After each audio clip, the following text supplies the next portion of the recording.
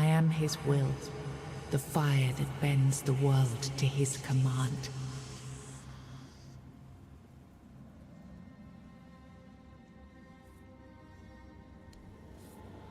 I am the blade that shapes kings and shatters tyrants.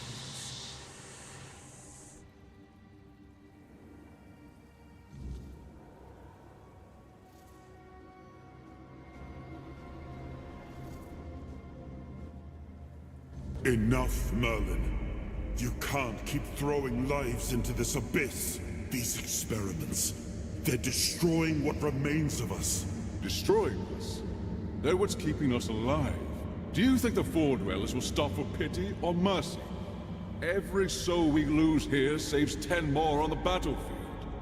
You told me to do this. You sanctioned this. And I'm close to getting it right. I know it. No, we can't justify this. There's no victory worth such a cost. You know full well, Arthur, that this isn't about victory. It's about survival. If we don't push these boundaries, there will be no future for your kingdom, for Avalon.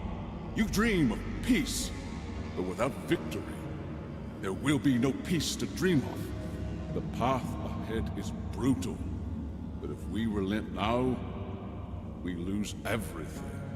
And yet we keep losing people and gaining nothing in return. We must change the path. They volunteered for this. They volunteered to save our kingdom, and you've gotten no closer to doing it. Their sacrifices cannot be in vain, Merlin. Find another way. Use your mind, your wisdom. Leave this slaughterhouse you've created behind. A different way.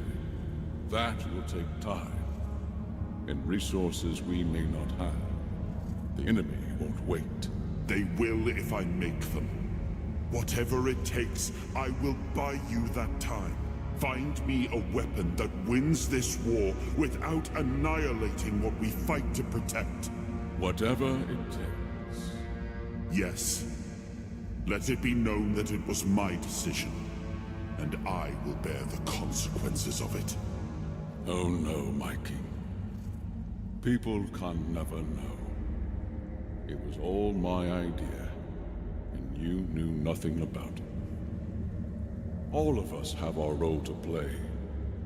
You are the leader, and they need to love you. If we win, you need to become more than a man. You need to become a symbol.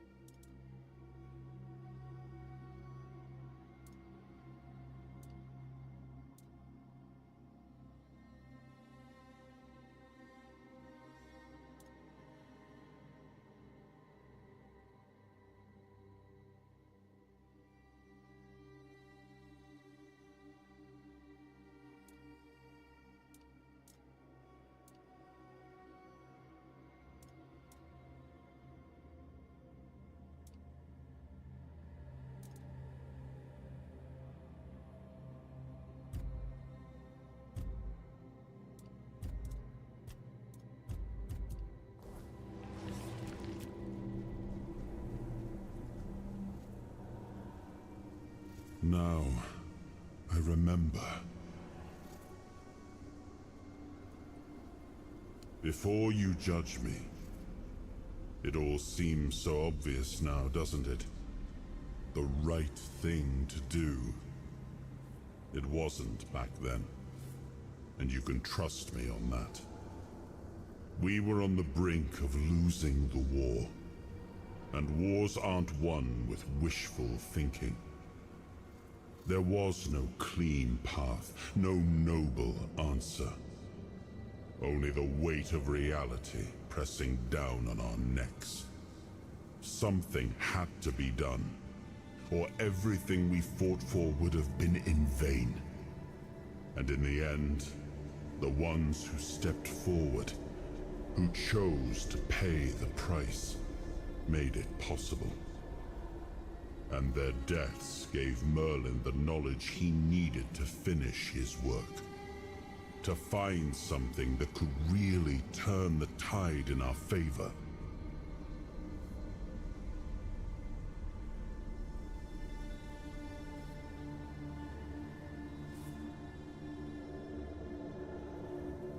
Justified? No.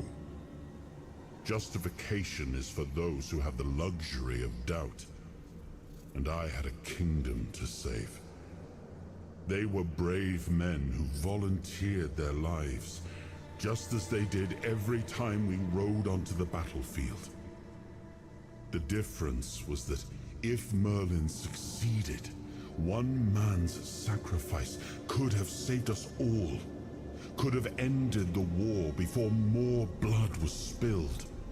If sacrificing a few meant the survival of all, then there was no choice at all. Maybe they never saw justice. Maybe their real stories were erased from history. Call it cruelty. Call it madness. But if I'd done nothing, there would be no Avalon left to argue over. But the kingdom still stands. The people live. And that has to mean something.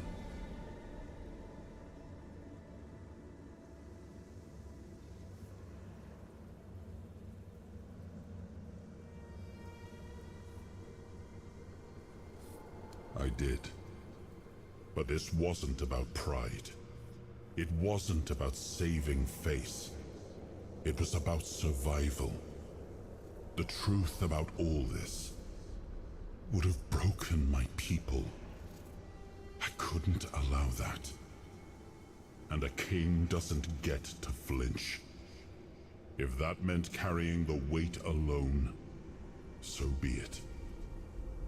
I would make that choice again if I had to.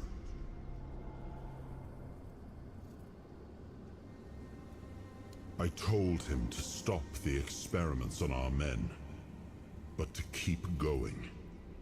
And he did.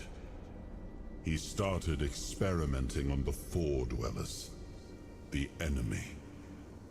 If their bodies could be broken down, their power turned against them.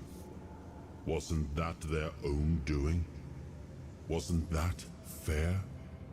So he figured out how to twist the Four Dwellers' power into something we could wield. I told him to conquer the weirdness. And in the end, he did.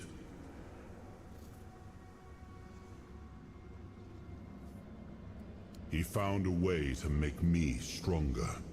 Stronger than any man had the right to be.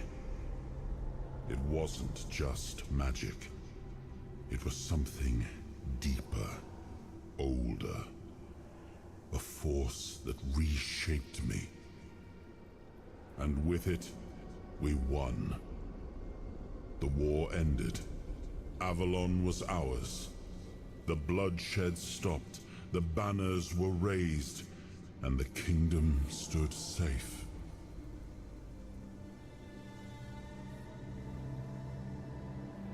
That's the question, isn't it? I keep thinking about Seawall. He was ready to pay the ultimate price for what we were fighting for. And I thought he did. I grieved him. told myself his sacrifice had meaning, that he had given his life for Avalon. And now, after all these years, finding him like this, I told myself I carried the weight of my choices. But seeing him, I wonder if I ever truly did.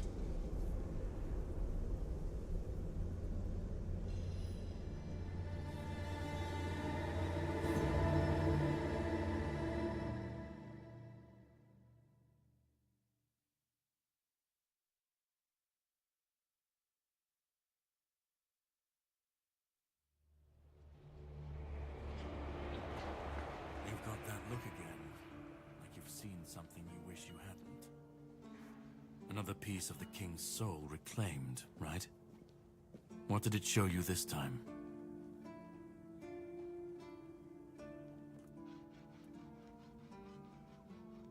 Merlin. Ah, Merlin and his obsession with the weirdness. The king thought it could save us. Merlin thought it could be controlled. Together, they were willing to tear the world apart to win.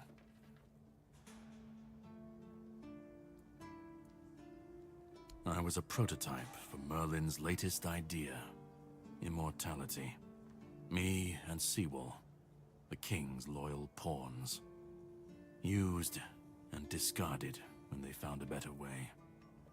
When they decided to go even deeper into their madness and turn our king into a monster.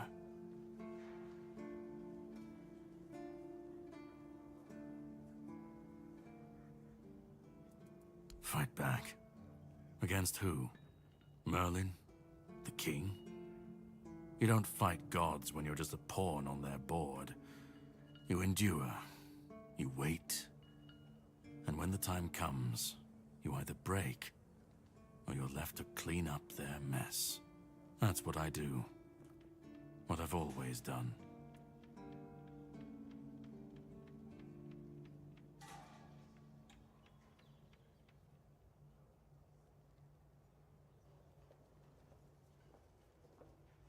Even if he didn't, he should have.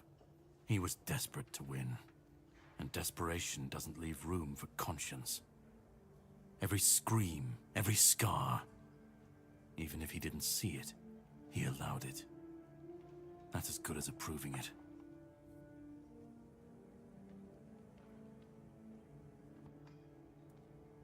Seawall was Merlin's first attempt. I was the last. We could say I was lucky, but to say that would take a truly macabre sense of humor, don't you think?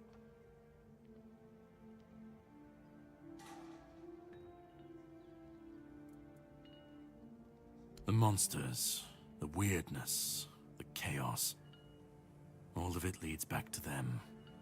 We're left in the ruins of their grand plans, trying to uphold their ideals, fighting for what never was.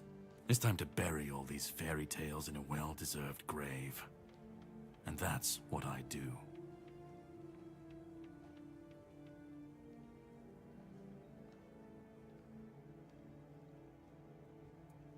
Of course he'd say that. There's always a scapegoat and a convenient excuse for men like him. But it doesn't absolve him. Not when he was the one who unleashed this madness on all of us. He wanted victory, no matter the cost. And when you want something that badly, you stop looking too closely at what's being done in your name. And, after all, who said we were supposed to win this war? Who said we were supposed to survive?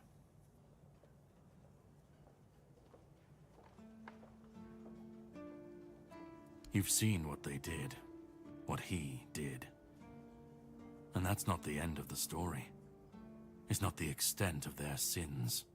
Find the pieces of his soul. Put him back together, if that's what it takes. And then we, or I alone, if you decide to defy me, can end the cycle. Either way, we will get to his resurrection. I've seen it too many times to believe the cycle will be broken before it happens. But know this, once he's whole, Arthur's power his mistakes, and his madness will all return. And when that moment comes, I'll be there. Whether to stand with you or step over you. The choice is yours. Just remember that when that happens, and you stand by his side, there won't be room for both of you.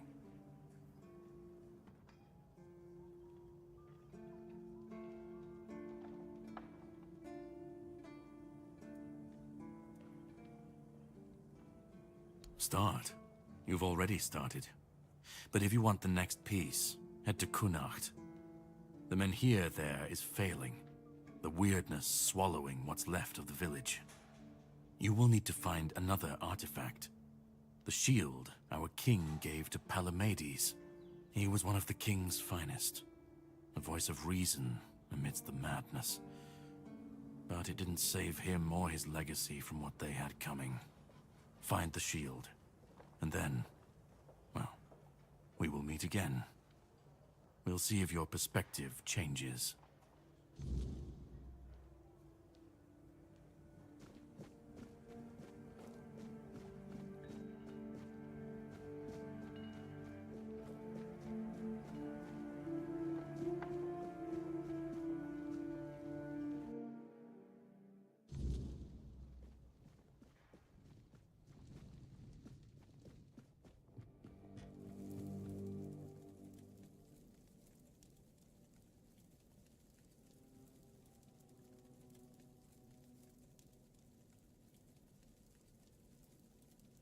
Trust isn't a luxury we have right now.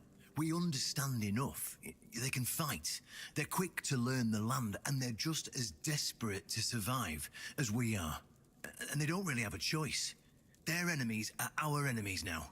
If they turn on us, they'll still have to face Camelot's anger, and they stand a better chance with us than without. His self-preservation's a stronger glue than any oath or banner. We'll figure out the rest later, or we won't. But at least we'll know the outcome, because we'll still be alive.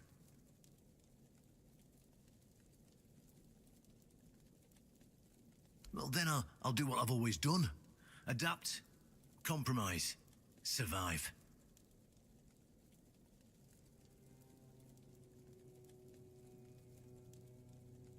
Then they'll be free to leave the keep and die stubborn. But I've seen enough to know this. When the enemy's knocking at the gates, old grudges turn to dust. Survival makes allies out of everyone, eventually.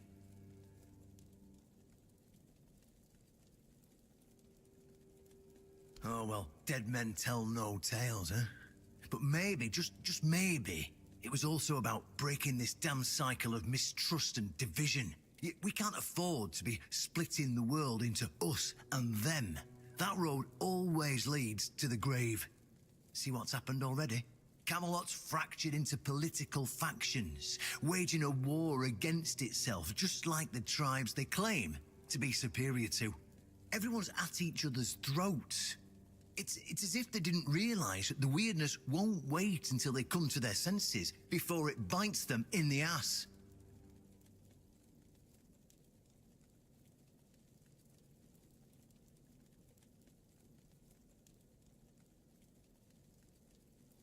All I can tell you right now is that we'll burn that bridge when we get to it.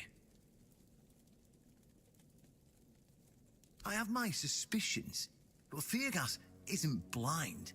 He's just loyal to a world that's already dead. He'll either see the truth, or he'll break himself trying to cling to the ashes. But that's his choice, not mine.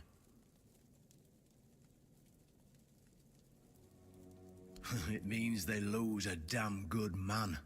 But if his loyalty to old ideals runs deeper than his loyalty to the fight ahead, then maybe it's for the best.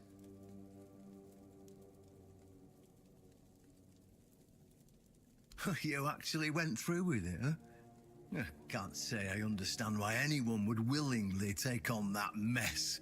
But if that's what you want, who am I to argue? Now, as tradition dictates, you have to kneel, and I have to recite some words.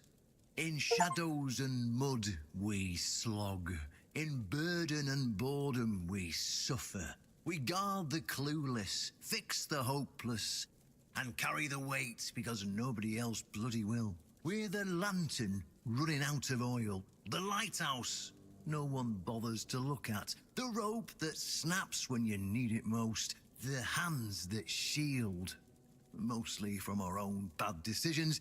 By this joke of tradition, you are bound. By this nonsense, you are trapped. There, you're a keeper now. You can pick up your meals from Ruark at 6 a.m. We start training at 7 a.m. You sleep in the barracks. I'm joking. I know you won't stay here, but if you're up for some work, let me know. Well, while we've been bickering about politics and playing at diplomacy, the bandits and every other kind of scum have been crawling out of the woodwork. Turns out chaos is a great breeding ground for parasites. I'd greatly appreciate it if you helped clean them out so we can get back the terrain we've lost.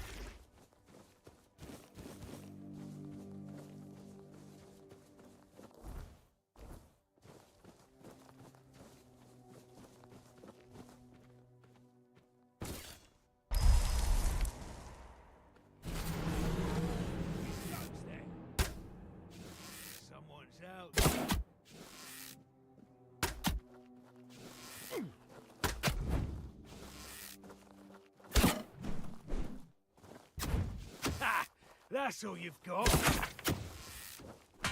Ha! That's all you've got.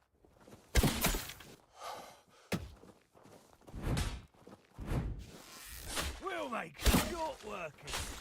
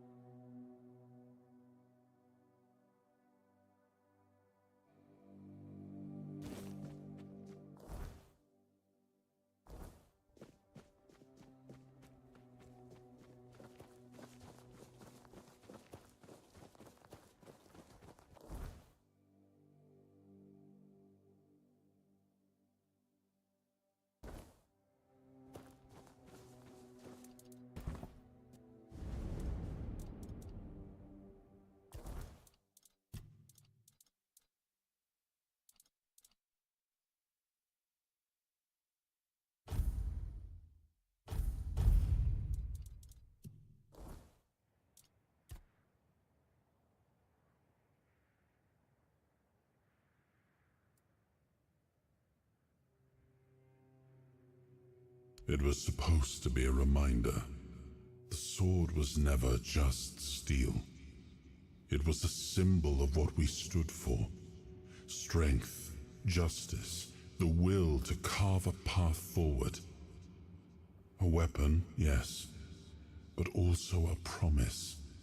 I wanted them to remember, to fight for those ideals, to uphold them, even when I was gone, even when there was no king left to lead them.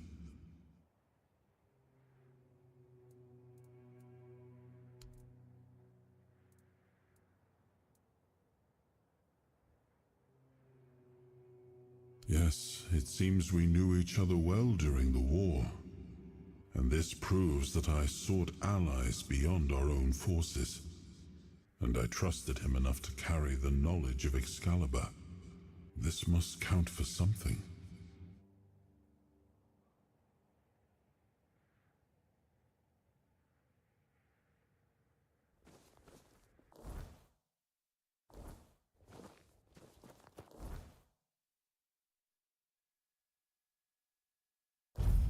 Keep your wits about you. Give up now. You're only making me angrier! I'm not dead yet.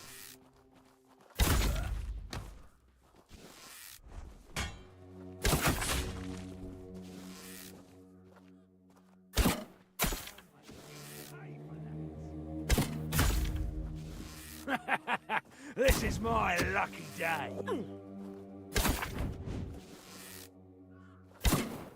We'll make short work of you.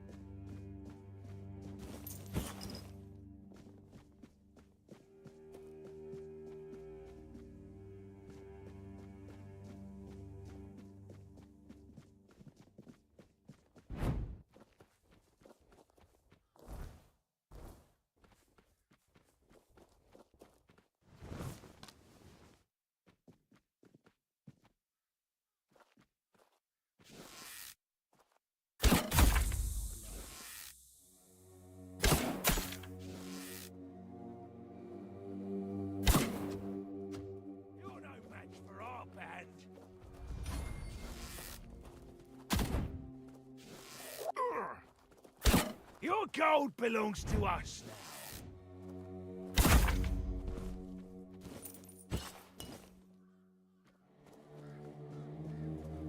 This is going to hurt.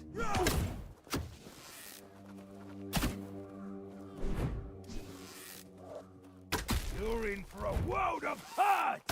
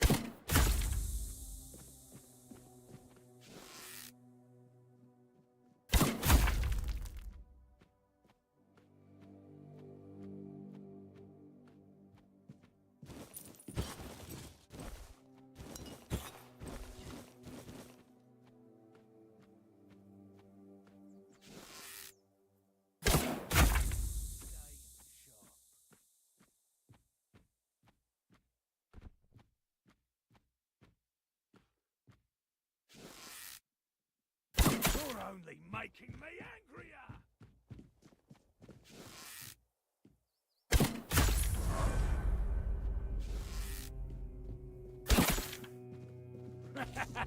This is my lucky day. This is going to hurt. Your wealth is ours. Is ours. You're only making me angrier!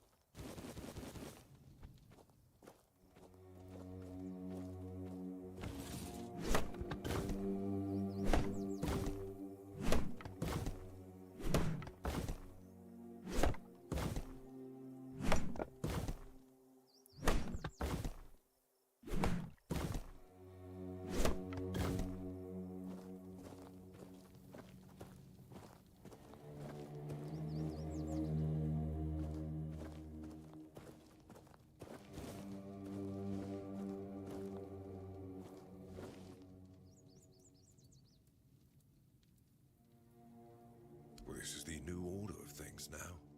Not much I can do about it. I just hope Brandon doesn't forget his own people. Well, I'm actually quite curious about working with the Dariada. I've heard they have an entire tribe of hunters.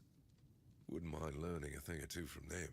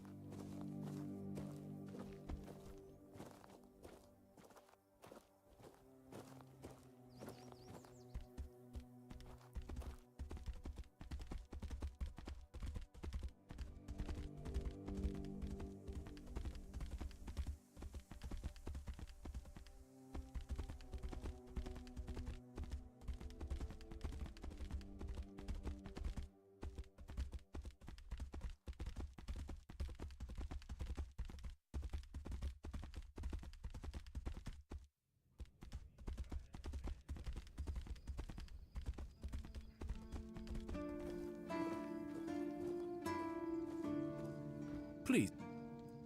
Did they read?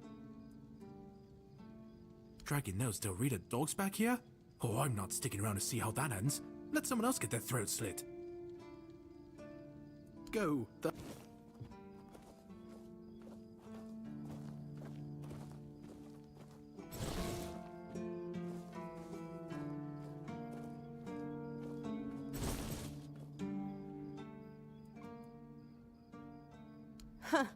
Sly bastard.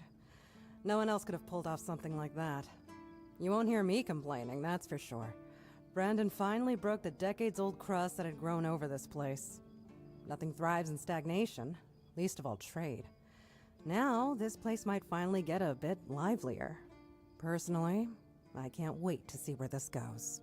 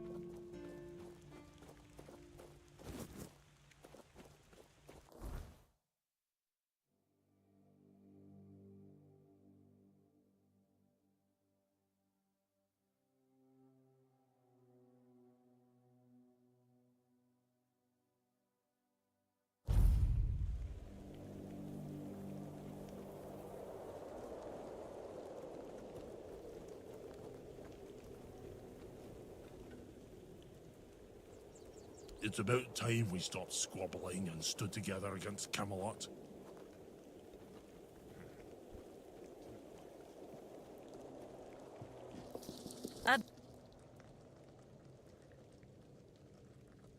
Like we have a future. I still don't trust that snaky a captain, but now it's easier to keep an eye on him. And now the south is ours. It's only a matter of time before we march on to Camelot.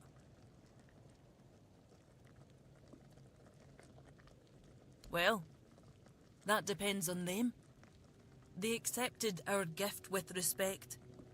So maybe there's a chance we could get along. But I'm not going to tiptoe around them. We'll have to figure out how to talk to each other, one way or another. Stay out of trouble.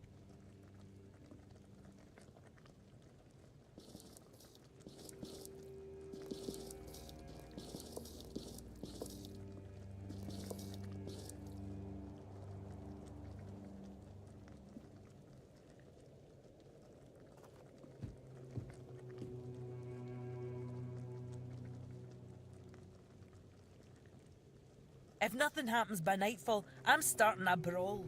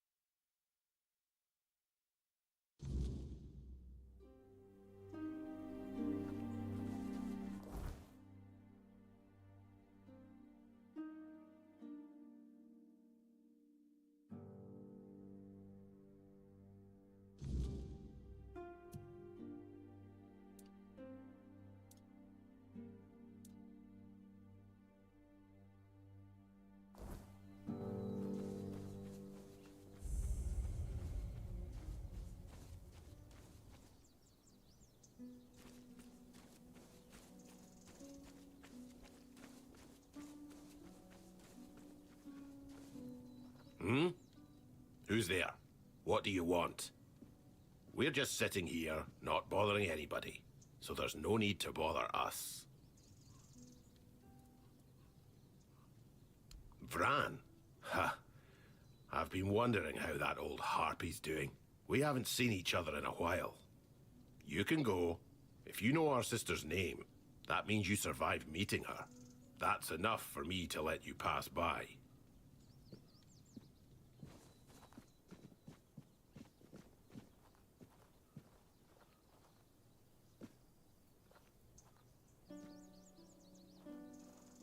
Don't bother. I'm in no mood to talk.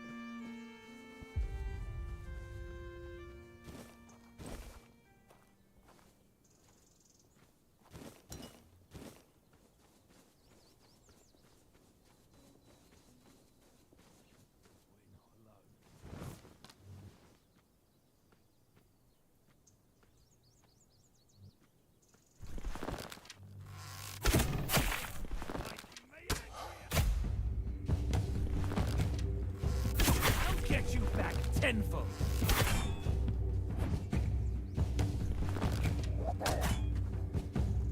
You'll fall to my...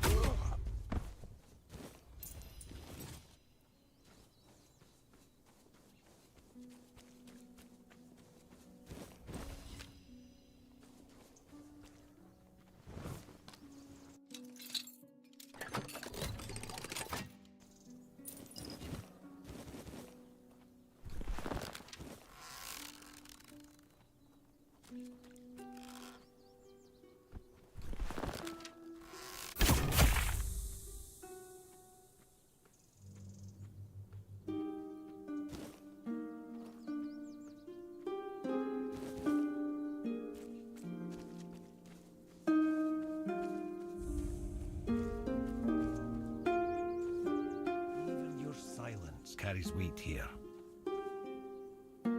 How can I assist you?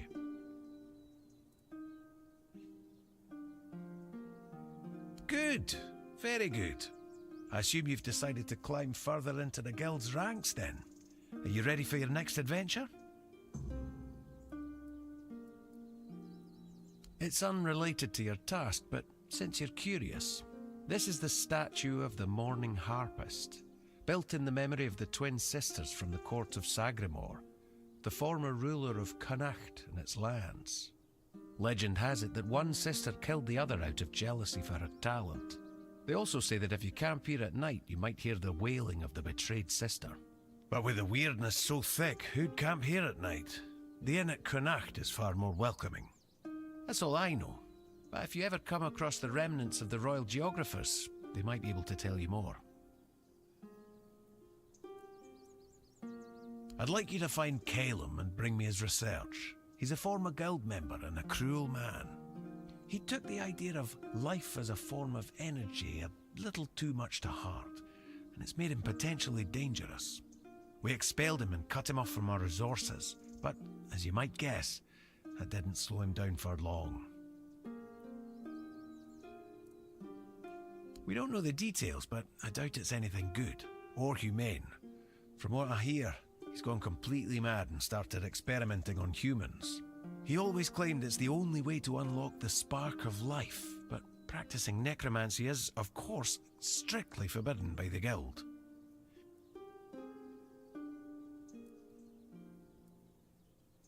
Personally, I'd like to treat him the way he treats his test subjects. That's just my own view on the matter. The guild only wants information on what he's doing. It'd be best if you didn't get yourself killed while gathering it. The owls are hooting that he's holed up in some hut at the swamps. But knowing that lunatic, he won't be doing his experiments anywhere out in the open.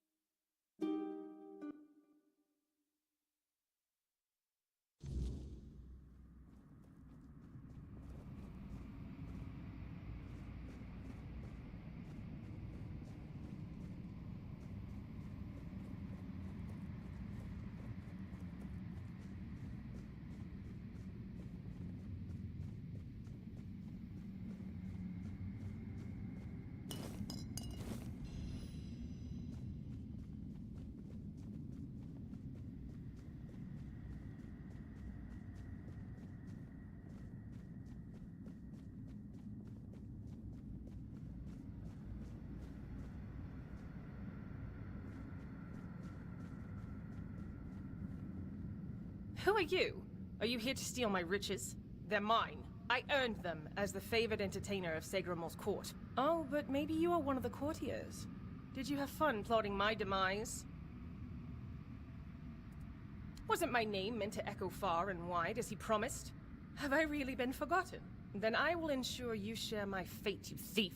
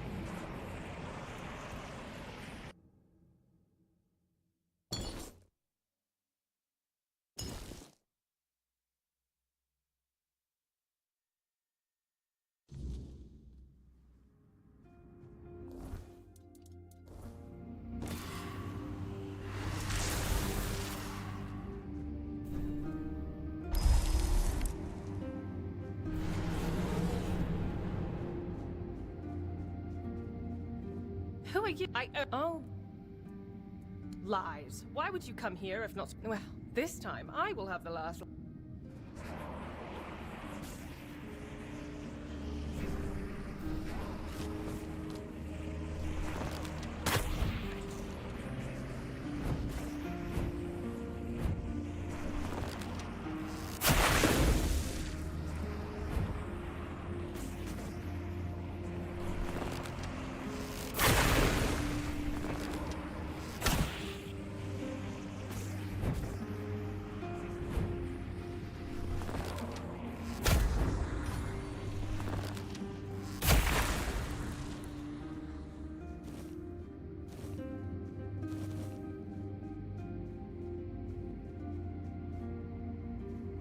It's so calm. I never thought I'd miss peace and quiet. It was always my sister's preference. Ugh, my poor Aideen. What have I gotten us both into? My sister killed me. I don't think she meant to. I said something stupid and she just got so angry. Truth be told, it was a long time coming. If I were her, I would have slapped myself much earlier. It really wasn't her fault that I tripped over that damned rock.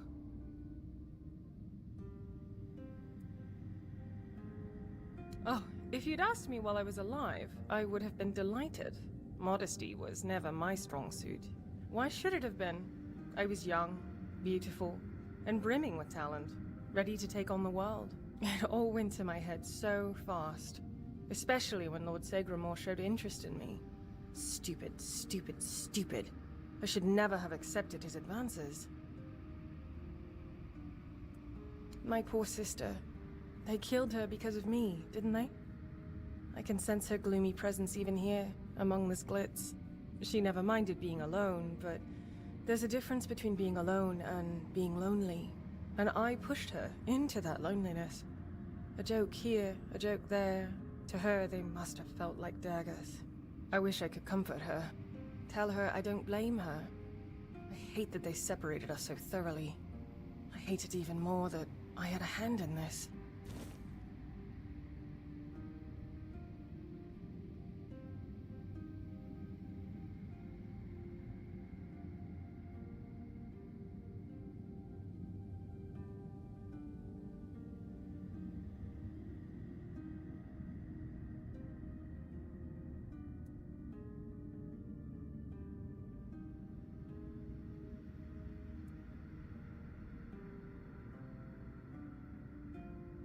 I'm sure she does. Aideen has always been so dramatic. But her anger ebbs and flows. And we have an eternity to work on mutual forgiveness. I'd love that. I'm so tired of being on my own. Despite all those times I wish she'd just leave me alone. Now I find myself missing her terribly. Thank you, kind stranger. I'm not sure what I can offer in return, but maybe you'll find something of value in this clutter.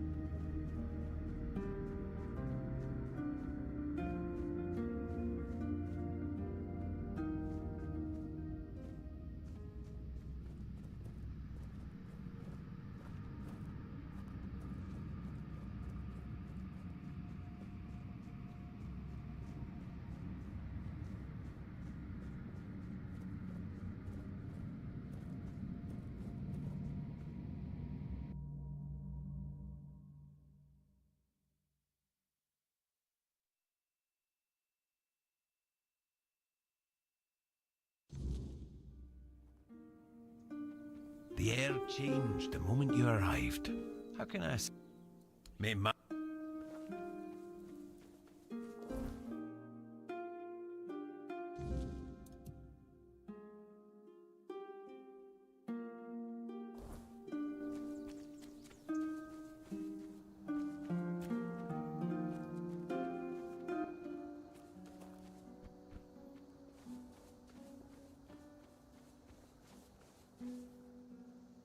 Oi! What do you think you're doing here? This is my spot!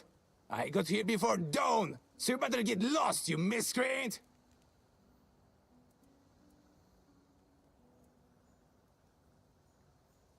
I don't need to explain anything, but you better explain why you're trying to steal my mushrooms!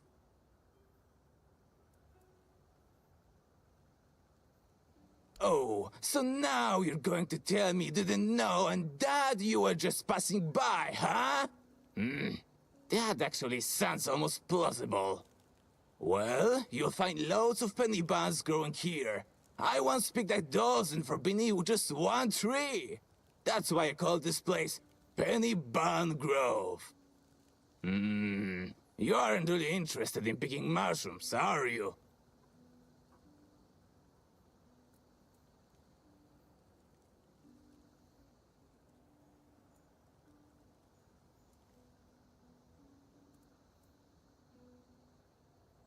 Move along, but remember, I've got my eye on you. If you start snooping around the grass here, you'll get a taste of my knife.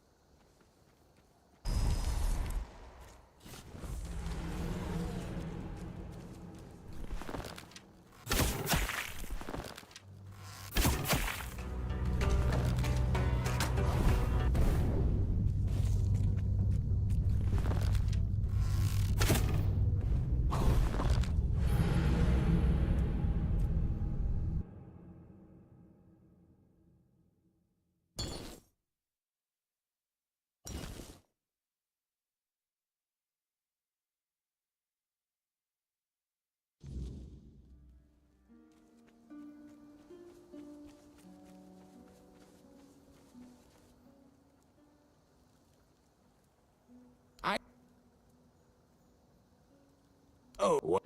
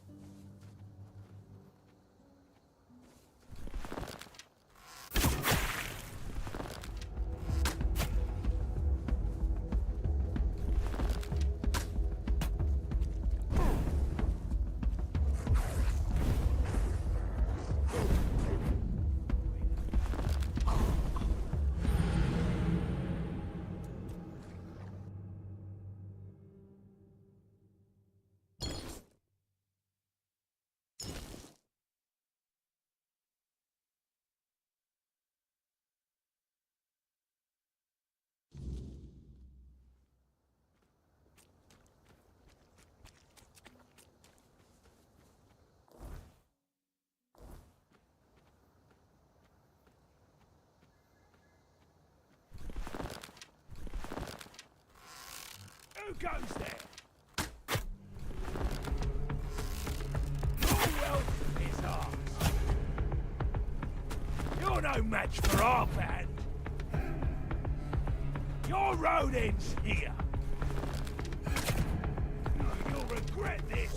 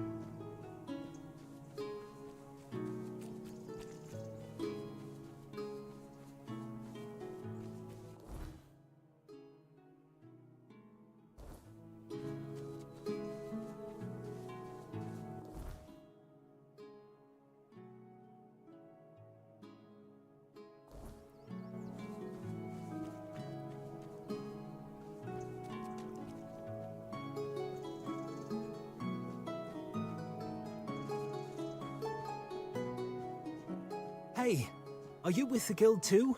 I'm waiting on someone from the guild. You know which guild. And if you don't know, well, I might just have to kill you.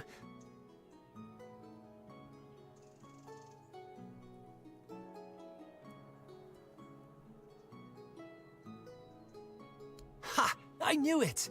I just knew you were with the children. Are you here to give me my assignment? Luth said someone would be coming soon with my first task. My first task! I can't wait!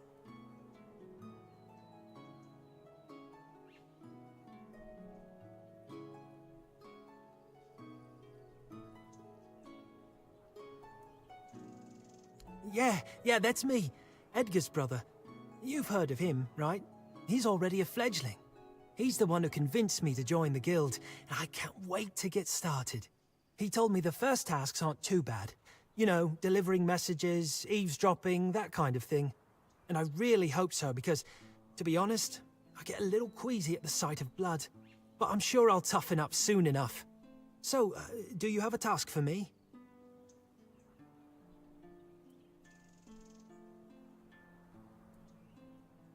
I never really thought about it, to be honest. I guess I was a little jealous of my brother. He's doing so well.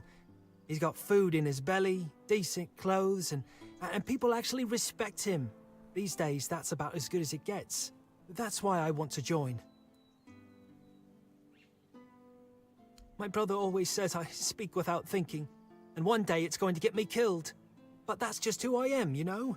When I'm excited about something, I can't hold it in, or it feels like I'll burst.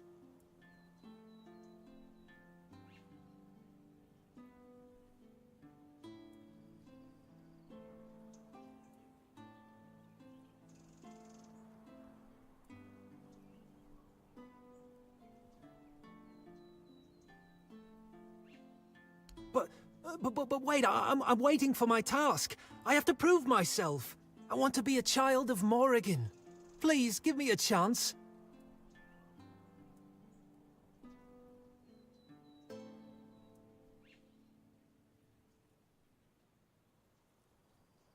I can't believe it. I can't believe you're that naive. Falling for the old, innocent young recruit trick. Soft-hearted, are we, hatchling? You just showed that you care more about random strangers than following orders. Luth had you figured out. He knew you'd needed testing. There's no place for someone like you in our ranks. It means you're out. And if you even think about telling anyone what you've seen here, trust me, an arrow will find your throat before you say a word. So, I suggest you do as you just told me. Walk away. We've got nothing left to discuss. You could have been someone.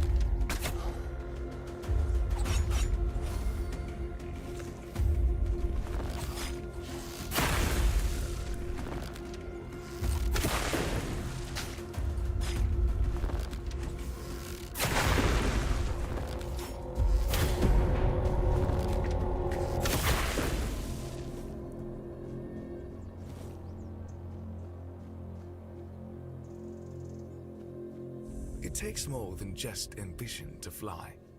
You've got what it takes. You've surprised me, Birdie.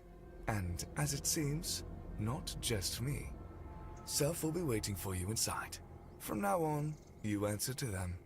Congratulations and good luck. So it seems. You're climbing up, Birdie. Truly impressive. Even I didn't gain favor so quickly. But I trust Self. If the crows see something in you, they are right about it. We call it the Morrigan's Hollow, our dwelling in Kunot. The passage only opens for those who carry the sigil I gave you. You'll be able to stock up on supplies, rest, or hide if things get too heated outside. That doesn't happen. Crow sigils know their owner. If they end up in the wrong hands, they turn into worthless stone. Nothing that can help you. You managed well with me. Perhaps you'll manage just as well from here on. I have no tales to share, Birdie. I'm absolutely uninteresting. But I'm touched that you asked, really. Alright, enough chatter. Don't keep self waiting too long. From what I hear, there's some plans for you. Break a wing and take care. I like you. Don't ruin that.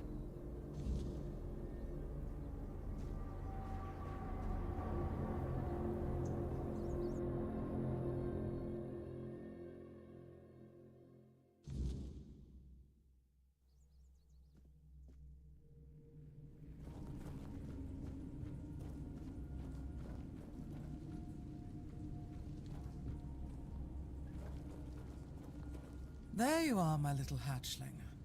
I hear you've been working hard. That makes me glad.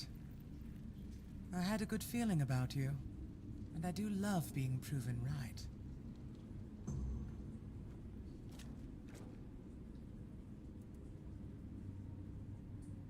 Why not?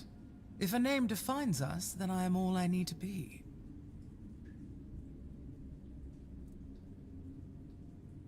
Does there always need to be a story? My name is my own. That's all there is to it.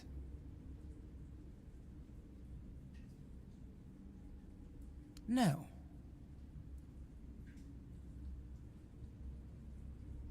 Eager, aren't you? Just don't let that eagerness turn into recklessness. Some children get a little too fond of blood, and then we have to clip their wings. I do have another task, but I'm afraid it's not a job I can give to a mere hatchling. I know you can. You've shown that you're ruthless, driven, and cunning when it counts. It would insult both you and Morrigan to keep treating you like a chick begging for worms. No, it's time you took flight. Congratulations. From now on, you're a fledgling. Make us proud.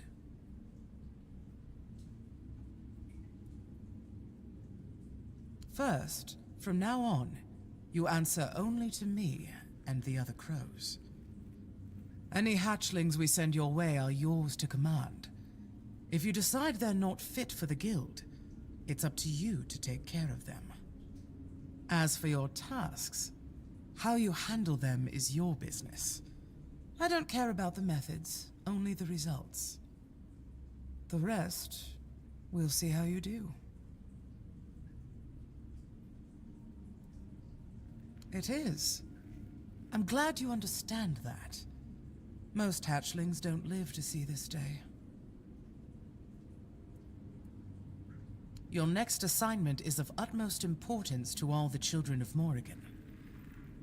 That includes you now, so I trust you'll approach it with even greater diligence than any task you've been given so far. A while ago, we lost contact with one of the seers. What makes this even more troubling is that he was in possession of the head of Morrigan. I doubt he's still alive, so I need you to find his body and, most importantly, recover the head of Morrigan. And of course, eliminate anyone who dared to touch it.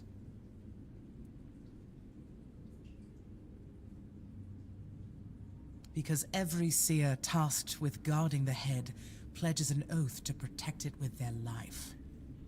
And death is the only acceptable reason to stop reporting its whereabouts.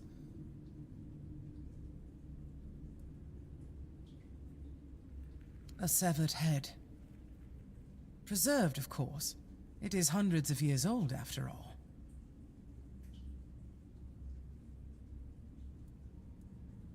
In a way, according to the seers, it belonged to one of the Morrigan's avatars. A human she deemed worthy to serve as her vessel for a time. When the vessel's purpose was fulfilled, Morrigan commanded the children to sever its head, so it could forever serve her clerics in spreading her will. Now you see why it must be treated with the utmost care and respect.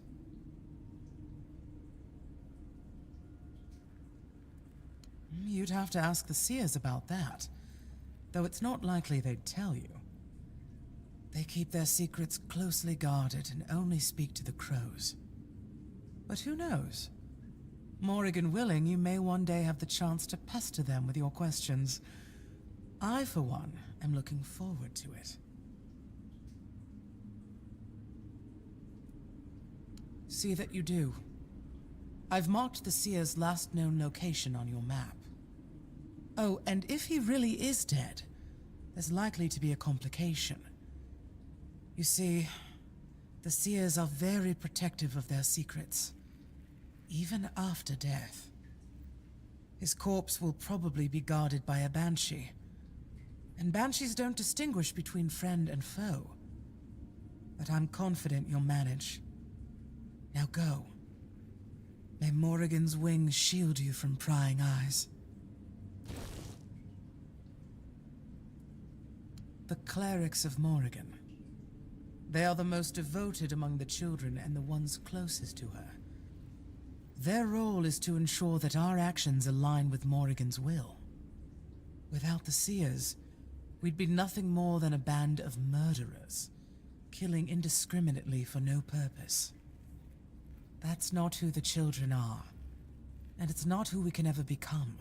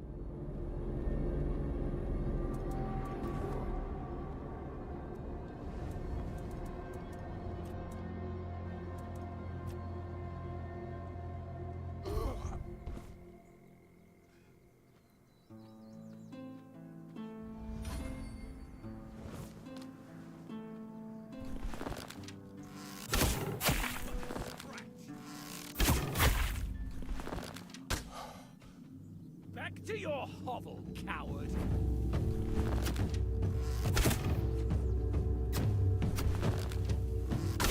I see fear in your eyes.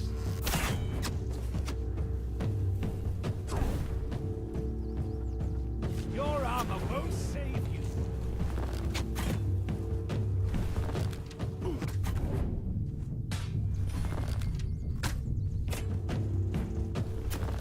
My arm has never failed me.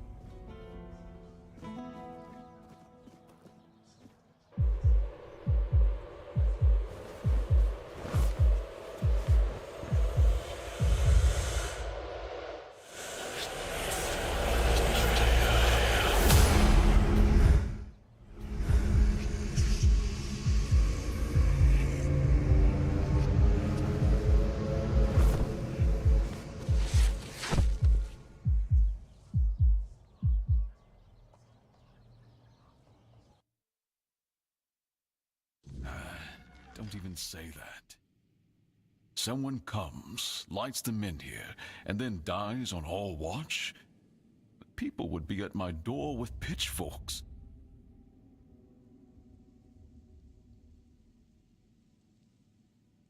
He's waking up. Welcome back to the land of the living, our hero. Help him up, Ansem.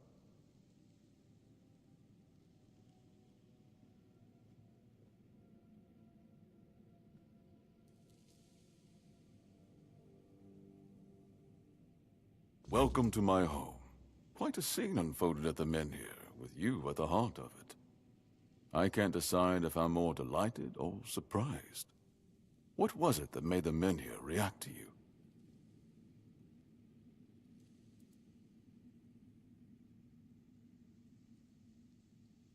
I see. You have a habit of not taking things seriously, don't you?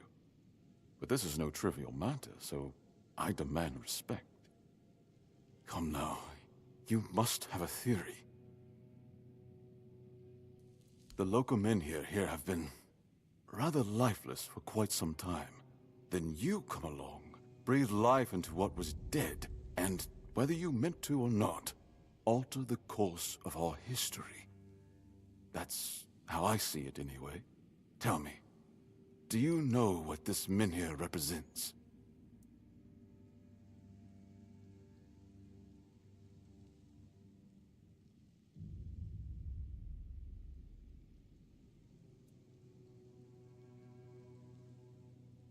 So they say.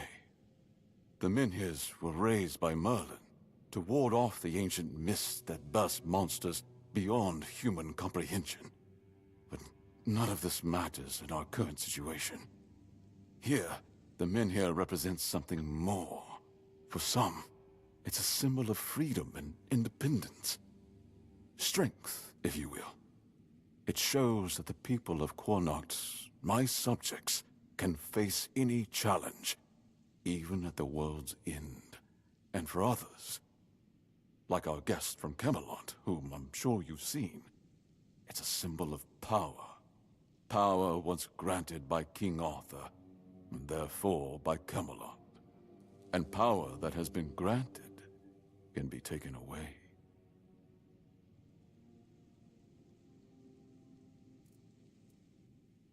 Officially, they say they want to gather all the Menhirs scattered across Avalon, set them around Camelot, and bring people there to ensure their safety.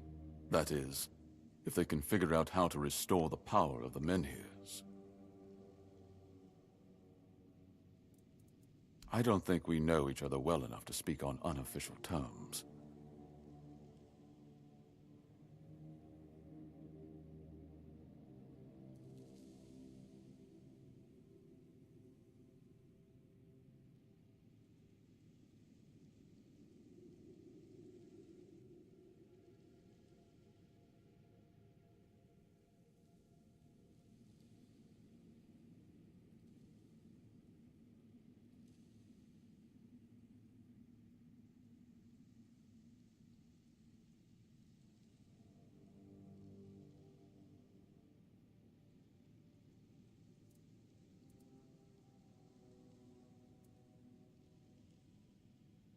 I'm well aware. And now we're also facing an outbreak of the Red Death, which will no doubt influence Camelot's decision on whether to offer my people shelter. But with the Menhir reignited, the people of Connacht will be even less willing to give up and go to Camelot. If anything, I expect rebellion to break out. And bloodshed is something neither we nor the capital want.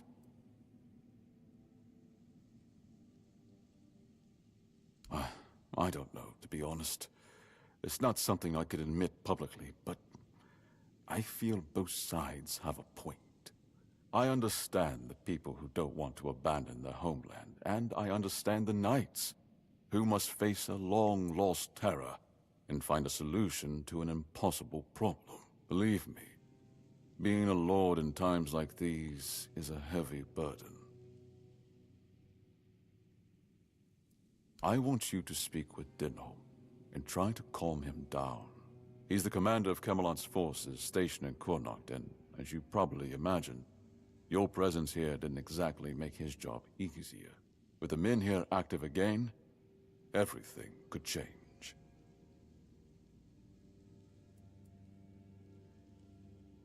Palamiti's shield, you say? An unusual request. That shield rests beneath the Menhir. And legend has it that it used to fuel its power for centuries. I don't mind if you look at it, touch it, whatever you need. Just don't take it. It's a treasured relic, and the people of Connacht are quite attached to it.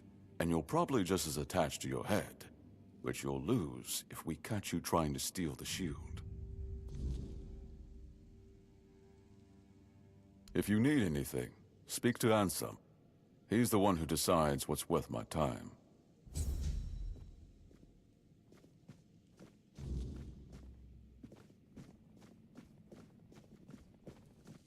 The less attention, the better.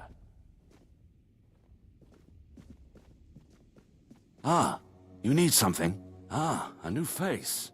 I am Anselm, Major Domo to Lord Yvain. Any business to be done in Connacht usually passes through my hands first.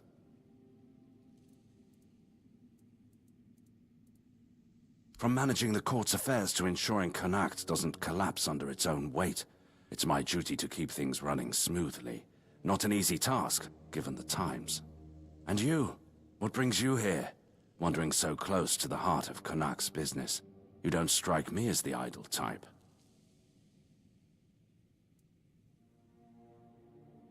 Life at court is a delicate dance. It's calm on the surface, but underneath, there's always tension. Managing affairs, settling disputes, keeping the wheels turning. It's not for the faint of heart. Lord Yvain means well, but he makes decisions slowly, too slowly sometimes. Not that I complain. It's a role I've accepted, and one I'll carry out for as long as I'm needed. It's a quiet kind of chaos, but one we must master, for the sake of Connacht and those who call it home. Challenging doesn't begin to describe it. The court is the heart of Connacht, and if it falters, the rest follows. That's a heavy weight to bear. But if I'm honest, it's the plague that keeps me awake at night. I've seen what it does, how it spreads, how it steals lives without mercy. I lost my family to it. The only reason I'm still here is because I was locked away at court while they were quarantined. Since then, protecting this place, keeping it safe, has been more than a duty. It's been everything. Be well. The court has need for capable hands like yours.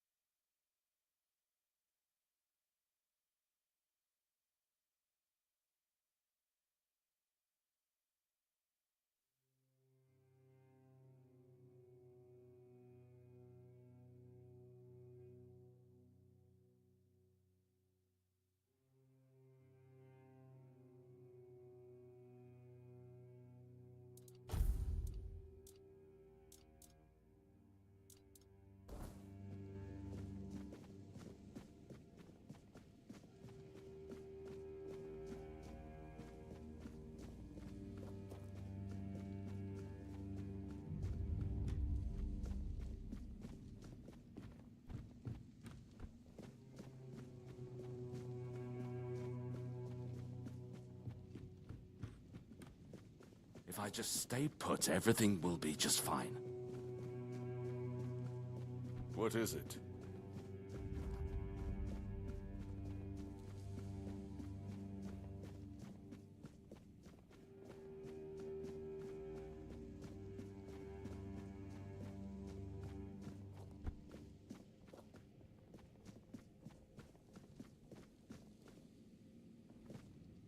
What is it?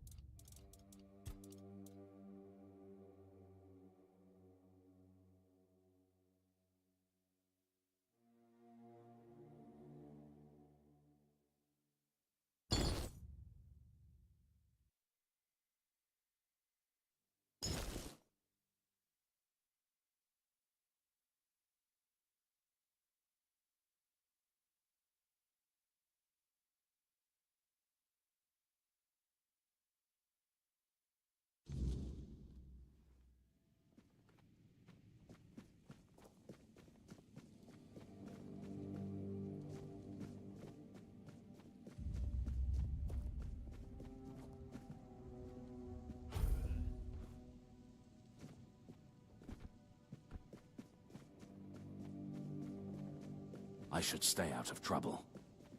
You startled me.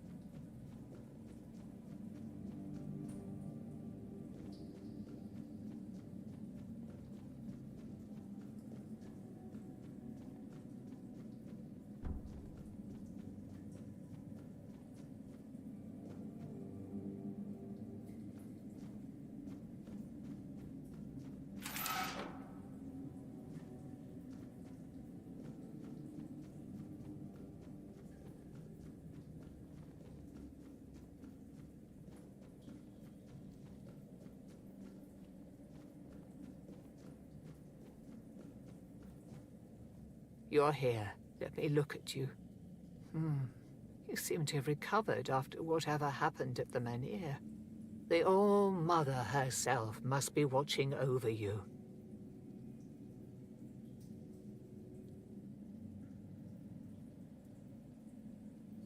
Whatever the All-Mother wanted you to see is between you and her. I can only accept and work with the outcome. Besides, I'm more concerned with the impact your little spectacle had on the sentiments in the village. You've given people hope. Only time will tell if that was misguided or what the consequences will be if it proves true.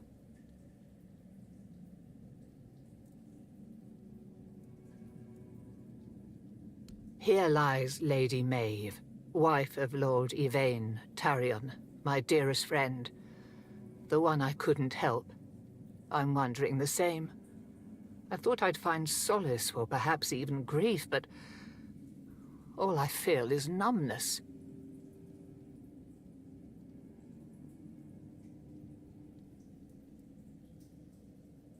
There is more than one way to spread the All-Mother's grace. Why shouldn't a priestess take part in leading the people she serves? Lord Yvain is in a precarious situation.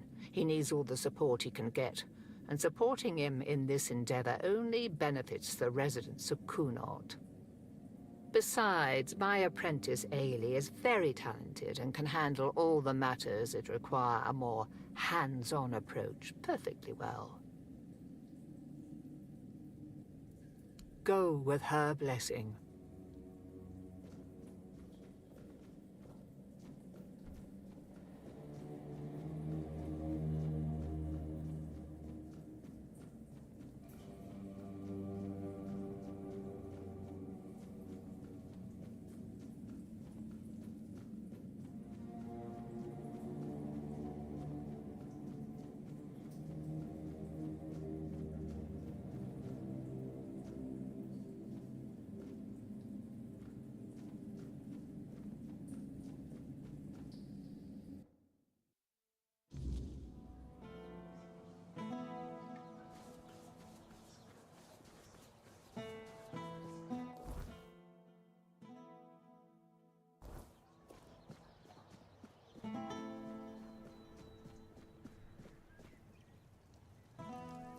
Oi, you there, Sleeping Beauty.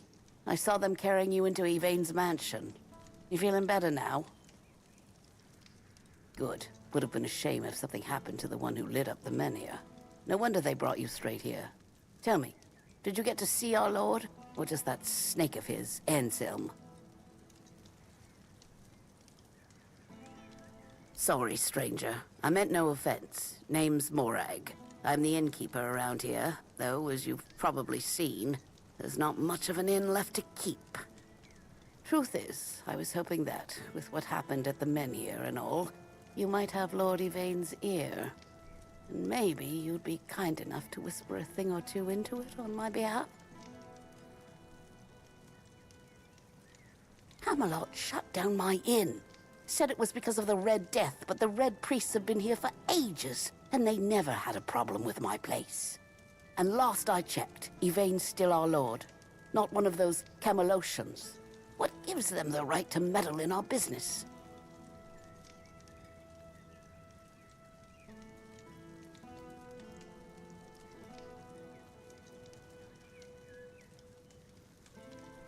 I thank you, stranger.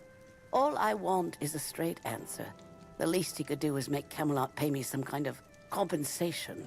Damn bastards come in here acting like they own all of Connacht. I'll wait here for you.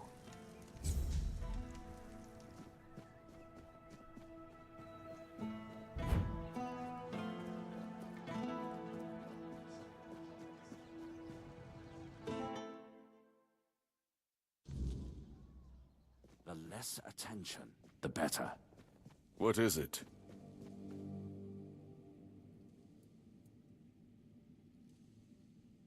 I know. I already asked Anselm to tell her to wait. But Morag's a stubborn one. Honestly, what does she expect me to do? I'm not about to argue the legate over one inn. Not when there are far more pressing matters at hand. I don't doubt that. But Connacht is in a precarious position. I wouldn't be surprised if Denholm shuts the inn down out of fear of rebellion. And I'm hardly in a position to challenge his decision. We all have to endure these inconveniences a little longer.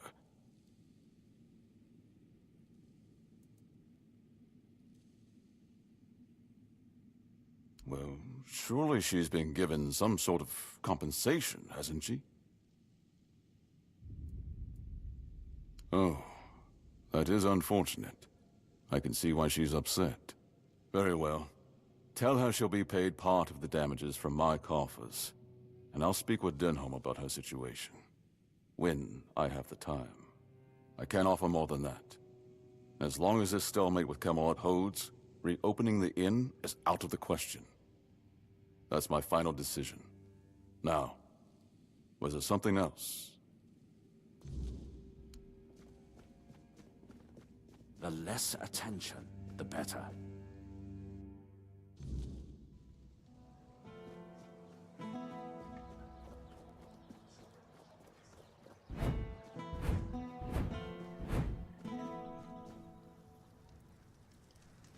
And? What did he say?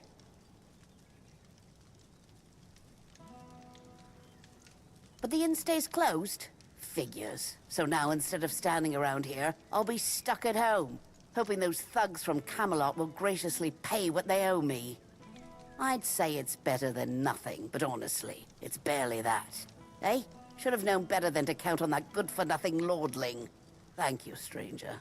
I'm glad at least someone here still cares about the common folk.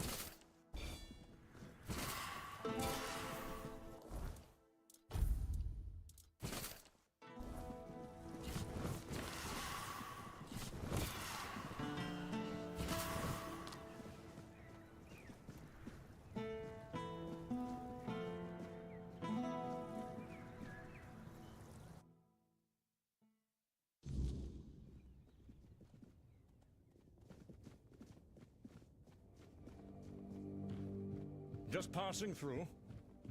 Good. Welcome to my home, stranger. Whatever brings you here, know that the Langfords were always known for hospitality. Even in times like these. Sit down. Have a drink with me. This is precisely what you should expect from the Langfords. This place has seen better days, sure. Used to be full of people. Now no one bothers. Not since things turned sour. But it's still mine. I was born here, and I'll die here. Let those damn Camelocians try and drag me out. That said, do you have anything we could drink? Finally! Someone with proper manners. Everyone else around here just takes and takes. I've nearly forgotten what kindness feels like. But never mind all that. Come, sit. Feel at home. What's the word out there? Still cheering and selling cabbages while the world rots beneath their feet? They happened to themselves. Misfortune, betrayal, weakness. By the time it all landed on me, the gold was gone and the doors were already closing. And somehow I'm the one everyone points at. And go where? Wander the roads like some beggar? My family has lived in this town for centuries. I'd rather be crushed beneath the stones my forefathers placed here than abandon them. Survive as what? A nobody scraping by, begging favors. Better to die remembered here than live forgotten out there.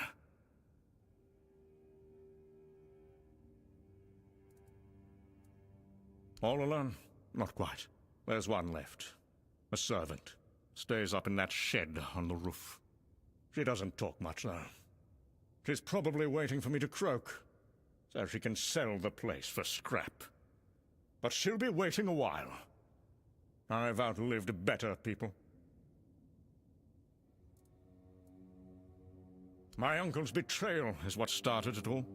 He convinced my father to invest the family fortune in a new mining venture in the northern hills. He said the ore will make us wealthier than ever. Ha! The mine flooded, the workers died, and the council demanded reparations that bled us dry.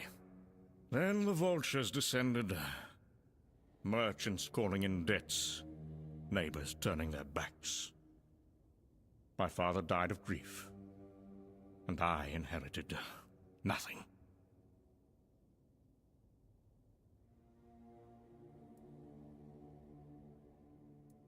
The Camelocians? Upstarts and pretenders, the lot of them. And now they strut about, issuing orders about the weirdness coming. Convenient excuse to drive me from my ancestral home, isn't it? Believe? I've heard tales of the so-called weirdness ever since I was a child. Always coming, never arriving. Just another ghost story they use to control the weak-minded. My grandfather told me how the Camelocians used the same trick 50 years ago, to seize the eastern valleys. Danger coming, we must relocate for safety. And look who owns those fertile lands now. I wasn't born yesterday. This house has stood through worse than some mystical threat they can't even properly describe. Leaving already? Well, I suppose that's to be expected. Everyone leaves in the end. Go on, then. Back to your important business. But tell others what you saw here. The last Langford, holding his ground, while the world crumbles.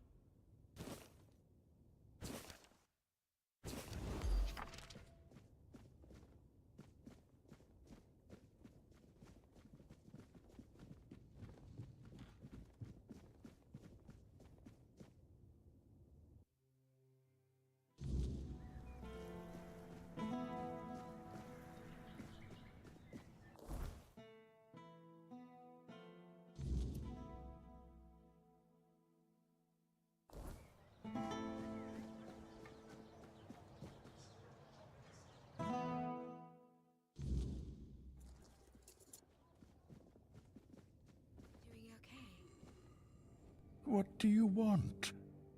Who are you?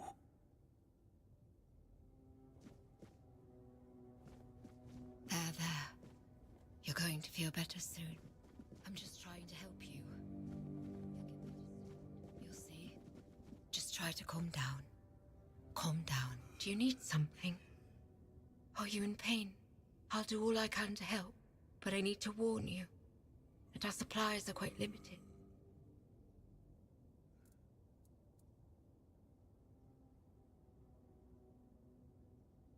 Well, actually, the hospital is run by Camelot.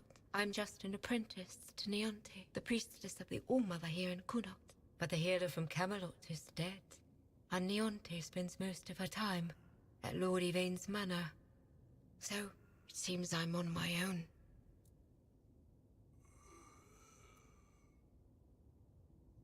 Camelot treats this place like a field hospital. To them, it's temporary. Though I suppose that's their outlook on all of Connacht right now. The legate says Camelot simply can't spare anyone else. According to him, one priestess and her apprentice should suffice. And yet, his soldiers are the ones who are supposed to get priority, even if they only have a blister. I'm required to treat them before a local with a broken leg. Oh, she thinks I have everything well in hand. As if she doesn't notice it, all falling apart. I know I should feel flattered by her trust. But honestly, I'm just exhausted. I'm not even a priestess. The only training I've had is what she's given me. Ever since Lady Maeve fell ill and died, Neonte's barely been here. She just sits by her grave. Truth be told, I'm a bit worried about her. Even when she does come by, she seems absent, and I don't even have the time to go check on her.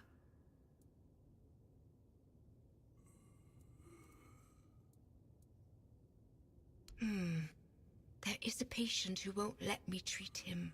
His name's Wilbur, and he's a difficult case. Most of what ails him is just old age. Some days he's clear-headed, but those are becoming fewer and farther between. Lately, he won't let me touch him. He yells at me, claiming I'm keeping him here by force, away from his family. He's even stopped eating and refuses to take his medicine. Honestly, I'm at my wit's end. I don't know how to help him anymore without scaring him even more. All of Connacht knows that I was marked by the weirdness. It's not as bad as people make it out to be, but some are superstitious. They believe I bring bad luck. When Neonte took me in, there were a lot of whispers, though it got better once I started working in the hospital. Weirdness or not, at least they have a healer. But I'm afraid that, in Wilbur's head, I've become some monstrous figure, keeping him prisoner. You can try, if you'd like. Maybe he'll trust you more than he trusts me. Just, please, be gentle with him. He's been through enough already.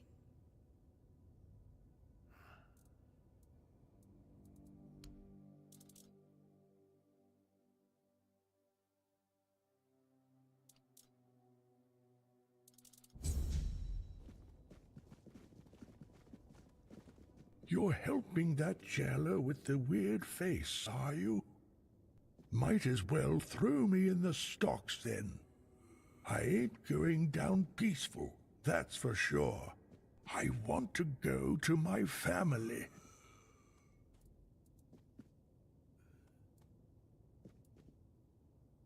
What am I talking about?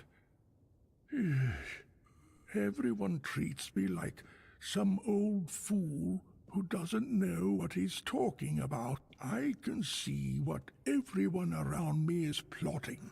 I'll remember all of this.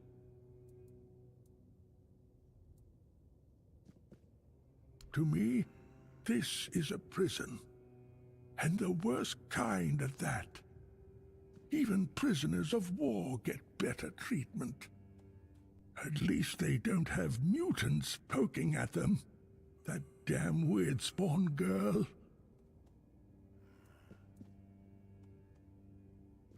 I'll only speak to my family, and if you're planning to see them, tell them to come here and knock some sense into that girl. Maybe they will manage to get me out of this place. They should have come a long time. They live in the lower district. I'll go to them, but that cursed wench won't let me.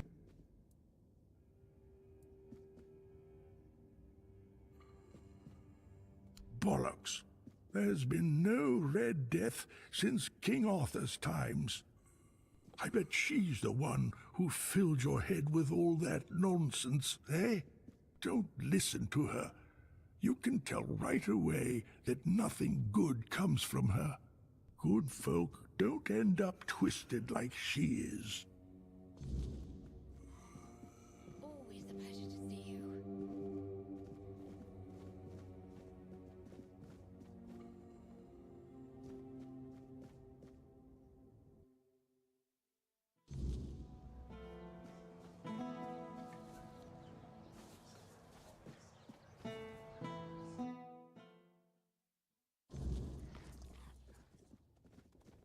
Just passing through?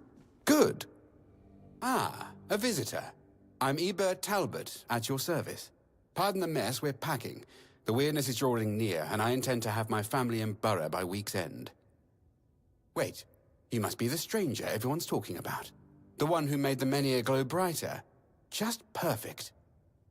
My wife already refuses to leave, and now your arrival will only fuel her delusions.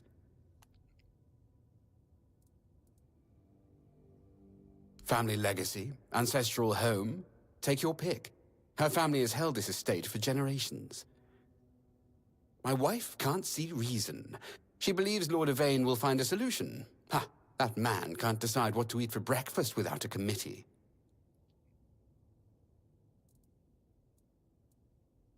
They're our best hope. And if they take the Menhirs from all across the land and dump them all in Camelot, well, one final sanctuary is better than scattered outposts falling one by one. Will it be crowded? Yes. But I'd rather my family live in discomfort than die in luxury. They know what they're doing. I trust them more than this dying town, and definitely more than our Yvain.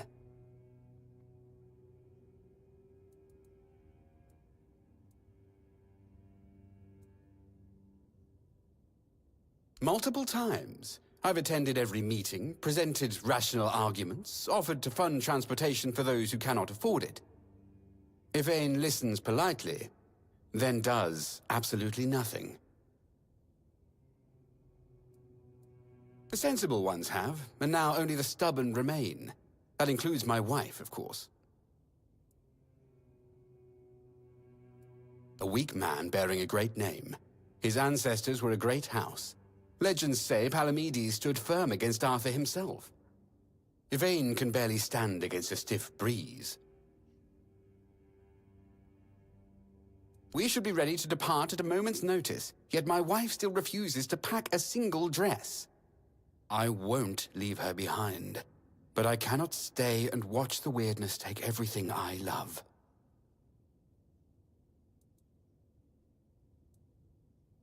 Short of the weirdness retreating? No, I don't think so. Then I face an impossible choice. Leave my wife to die, or stay and perish alongside her. I love Vesa with every fiber of my being. I cannot imagine life without her. Perhaps in the final hour, faced with the encroaching fog, she will change her mind. You would do that? I'd be most grateful. Vesa respects new voices than my endless nagging. If you could convince her, I would owe you a considerable debt.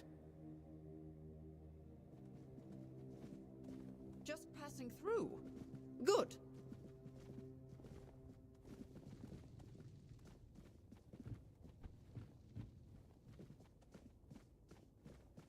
You startled me.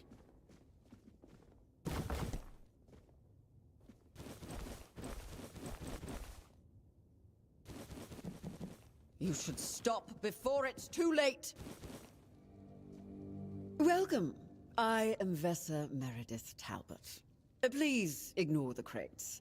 My husband's doing. He insists on preparing for an evacuation I won't join. 4 generations of my family have lived here. The wordness may take it from me, but I will not abandon it willingly. Each generation of my family faced a crisis, and each endured. What message does it send if I'm the first to abandon our legacy? Eadbert has always been cautious, but there are times when caution becomes cowardice. The Menhir still stands. Lord Yvain still searches for solutions. And I've heard that the Menhir responded to you. If such miracles are possible, why surrender before the battle is truly lost?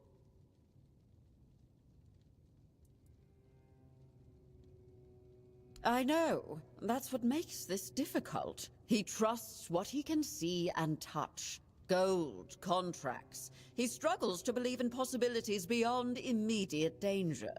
I love him for his caution, but some crises demand we stand firm. Compromise how? Leave my ancestral home to be consumed? Watch Camelot tear our Menhir from the earth? I've packed essentials should the worst come, but I cannot pretend to accept what I believe is wrong.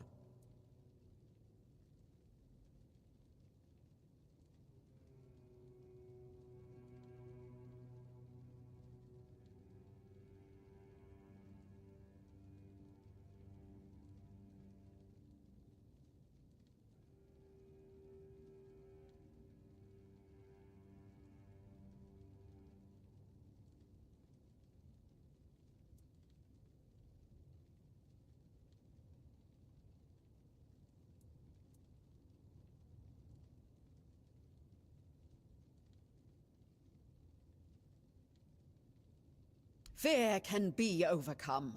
My husband is stronger than he knows. Our ancestors faced plague, war, and famine without abandoning this land.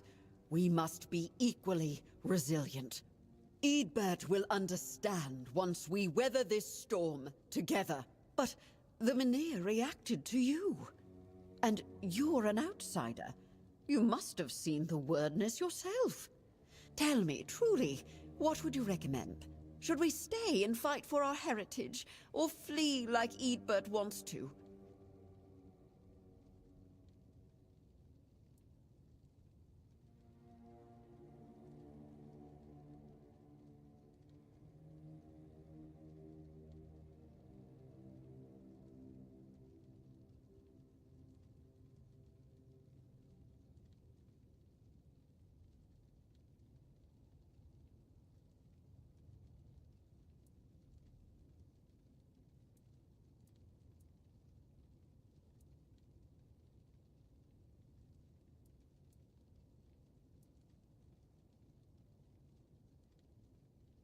How diplomatic of you. But sometimes fence-sitting is just another form of cowardice. I asked for your counsel because you have a connection to the Menhir. Something truly extraordinary. If even you won't take a position, then I must trust my instincts. And my instincts say we stay and fight for what's ours.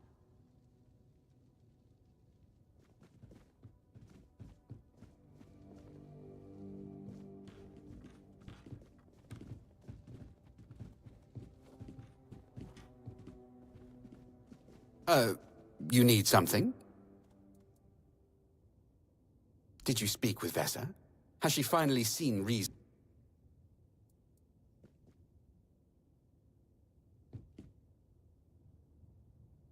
You think we haven't talked? We've done nothing but talk for weeks. Every conversation ends the same way. Her clinging to her family legacy, me pointing to the approaching doom. But perhaps you're right. One final conversation. Heart to heart. No raised voices, no accusations. I'll try once more. For Vessa's sake. For our life together. Thank you for the reminder that some things are too important to delegate. You startled me.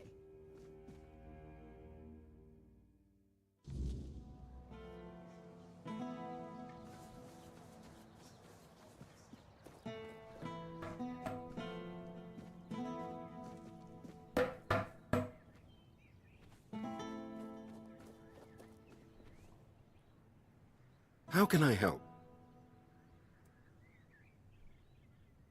Oh no. Are you one of those people obsessed with my son?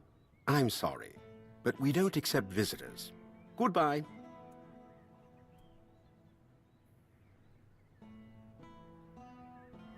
I'm sorry, but I don't share any information about Arden. I'd appreciate it if you left him alone. Dangerous? Those almanacs he writes about armor? Are we talking about the same books?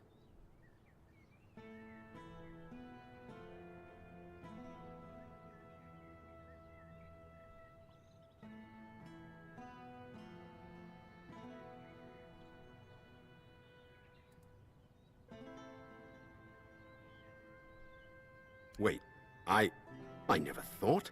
I mean, I knew Arden's books were out there, but I always figured they were just collecting dust in some forgotten corner.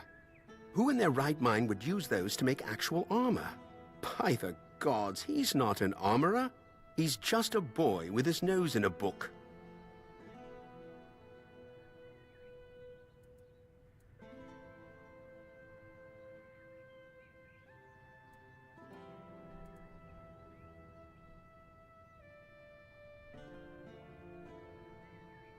Now that you say it, I suppose I should have known. When those merchants from Timberwall came asking for more of Arden's work, I should have realized something was off. They weren't just interested in making a few copies. Oh, Mother, help me. I let it happen. I thought... I just wanted him to feel... I don't know, recognized. I never stopped to think how serious it might all become. That someone would actually try to make armor based on his advice. I should have thought of it then. Should have seen the risk. But no, I just thought it'd be a little bit of coin. A bit of pride for Arden. Now look at the mess I've caused. Go inside. Speak with my son if you want. I'd be grateful if you could try to explain this to him.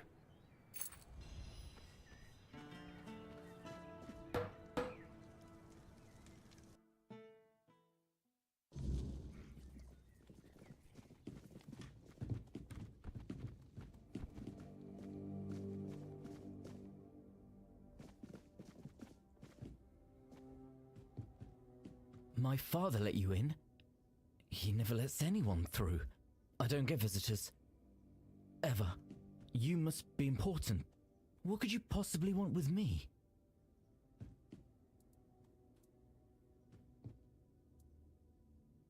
That doesn't make any sense to me. I just write about armor smithing. I mean, I know my books are out there, but they're not special. They're just descriptions, really. I don't see why anyone would care that much.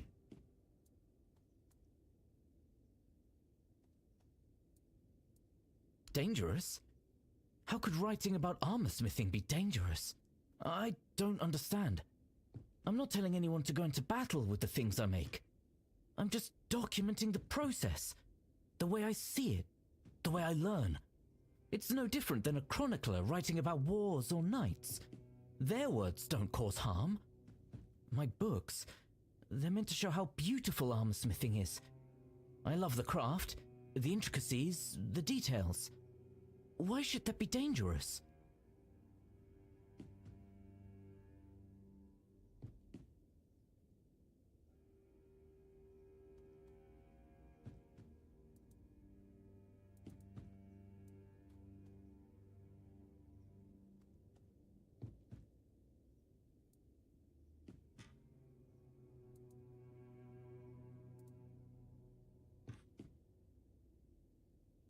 How could they follow it so blindly?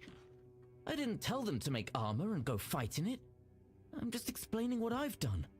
It's like a puzzle. Figuring it out is part of the process. That's what I'm doing. How can people not see that?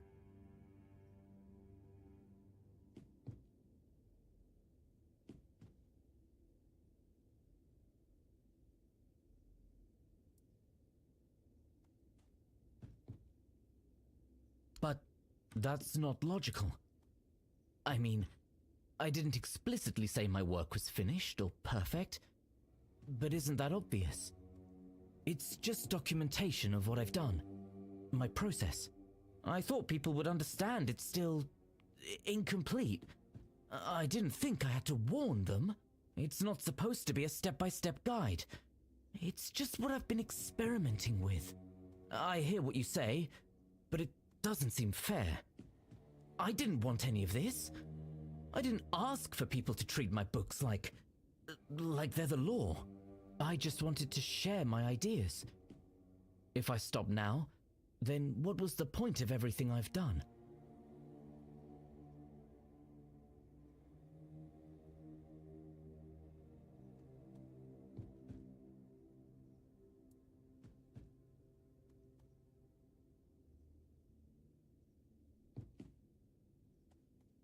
Osbricht.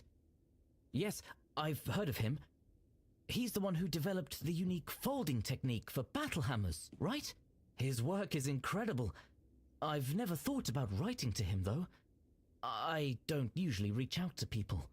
They tend to misunderstand me. And what if he doesn't reply? Or what if my ideas seem foolish to him? What if I say something wrong? Wait, you actually know Osbricht? You're friends with him? I didn't think... I mean, he's a legend. I've been studying his techniques for years, but the thought of actually getting to speak with him? I didn't think that was even possible. If you can get my letter to him, I could finally ask him about his folding methods, his process, everything. This is... I don't know what to say. It feels unreal. If Osbricht replies, if he reads my work, maybe I could really learn from him. This could change everything. Here's my letter. Thank you. If Osbricht responds, I'll let you know what he's... And, if you ever want to talk about armor or anything, I'll be here. I'm always here.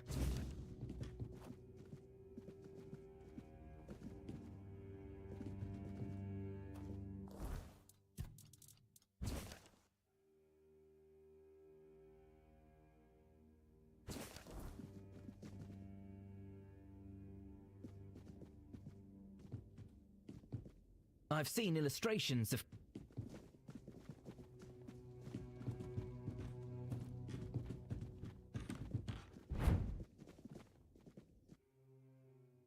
Oh, hello there.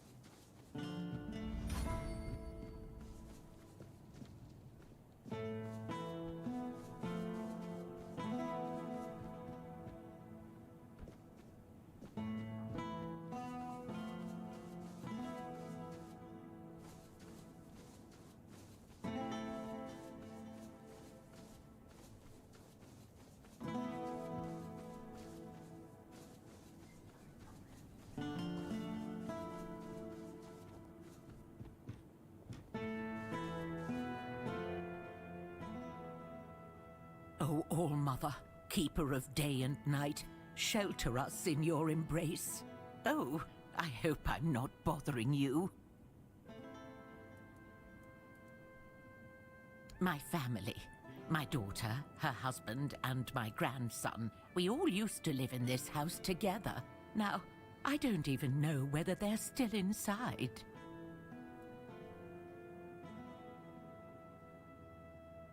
I was visiting my sister in the borough for what might have been the last time.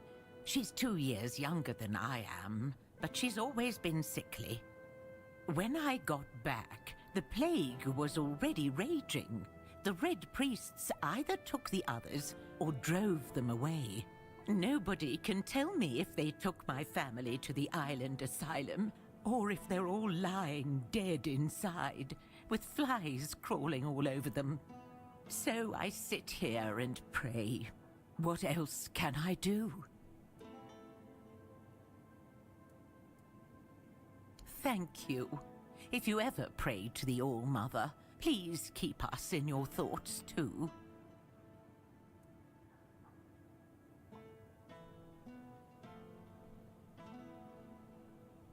Oh, but that's dangerous. You've got so much life ahead of you. Do you really want to risk it for an old woman you don't even know? Not only could you get sick, but if the Reds catch you, they'll hang you.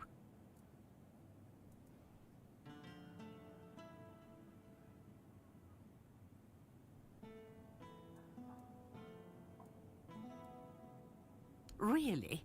The All-Mother must have truly blessed you. All right. Thank you.